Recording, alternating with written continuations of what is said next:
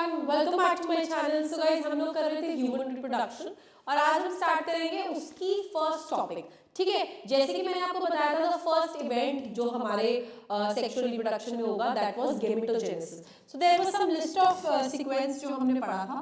पहला पढ़ा था हमने गेमेटोजेनेसिस, दैट इज गेमीट का बनना। उसके बाद हमने पढ़ा था उसका transfer, that is insemination and entry into vagina. Then हमने पढ़ा था फर्टिलाइजेशन, उनका फ्यूजन। फ्यूजन हो जाने के बाद हमने जो नेक्स्ट स्टेप पढ़ा था that was implantation. And once the blastocyst is implanted, embryological development will take place, and that development occurs for the gestation period. Finally, after the gestation period is over, the 6 steps that happen is the parturition, that is the delivery of the baby. So these were the 6 major events that will occur during the human sexual reproduction, which we will study in detail. तो आइए सबसे पहले बात करते हैं male reproductive system की, क्योंकि जो हमें पहला टॉपिक कर रहा है दैट इज गेमेटोजेनेसिस और हमारा one of the gamete is sperm, जो कि बनता है मेल रिप्रोडक्टिव सिस्टम में. So let's talk about the same.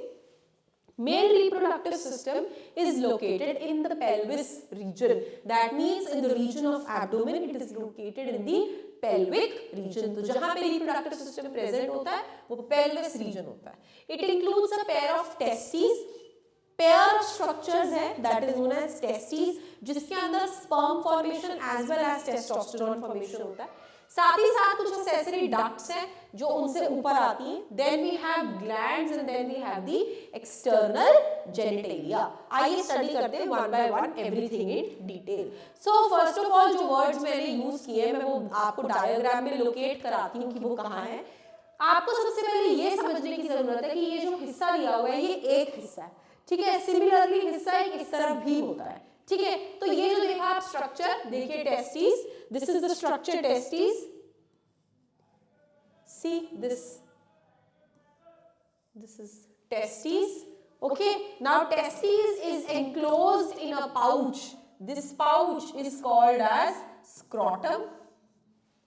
ठीक है, and one essential feature of testis is that it is hanging outside of the abdominal cavity. वो हमारी body के अंदर नहीं है, that is outside the body of males. Why? क्योंकि testis के अंदर बनते हैं स्पर्म्स जिन्हें चाहिए होता है लो टेम्परेचर फॉर फॉर्मेशन. ठीक है, so testis are situated outside the abdominal cavity within a pouch called as scrotum. ये scrotum help करता है in maintaining the low temperature of the testes. क्यों? क्योंकि sperm की formation को 2 से 2.5 डिग्री टेम्परेचर कम चाहिए होता है than our internal body temperature. तभी spermatogenesis हो पाएगी, वरना spermatogenesis नहीं हो पाती. In adults, each testis is oval shaped with a length of about 4 to 5 centimeter and width है 2 to 3 centimeter. टेस्टिस कवर्ड है एक डेंस कवरिंग से और हर टेस्टिस के अंदर कम से कम 250 कंपार्टमेंट्स हैं जिन्हें हम टेस्टिकुलर लोब्स के नाम से जानते हैं. ठीक है, so revising the structure of testis, वो कह रहे हैं कि हमारे पास 2 टेस्टिस पेयर में प्रेजेंट है और वो एक पाउच के अंदर रैप्ड है जिस पाउच को स्क्रोटम कहते हैं. ठीक है, दोनों टेस्टिस और स्क्रोटम बॉडी के बाहर हैंग कर रहे हैं outside the abdominal cavity. Why outside the abdominal cavity? क्योंकि वहां पर हो रहा है हमारा spermatogenesis outside the body abdominal cavity where spermatogenesis is taking place. अगर मैं स्पर्मेटोजेनेसिस की बात करूं, दिस इज स्पर्म फॉर्मेशन. जिस स्पर्म फॉर्मेशन को नॉर्मल बॉडी टेम्परेचर से 2 to 2.5 डिग्री सेल्सियस टेम्परेचर कम चाहिए होता है. किस चीज के लिए? ताकि वो स्पर्म्स बना सके.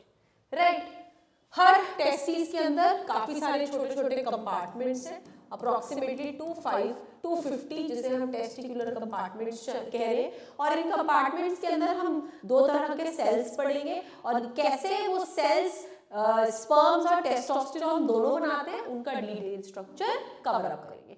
फिलहाल आपको इसमें ये लाइन याद करने की जरूरत है कि ये कौन सी कैविटी के अंदर प्रेजेंट है? स्क्रोटम, एब्डोमिनल कैविटी के अंदर, और इसके अंदर पाउच है स्क्रोटम.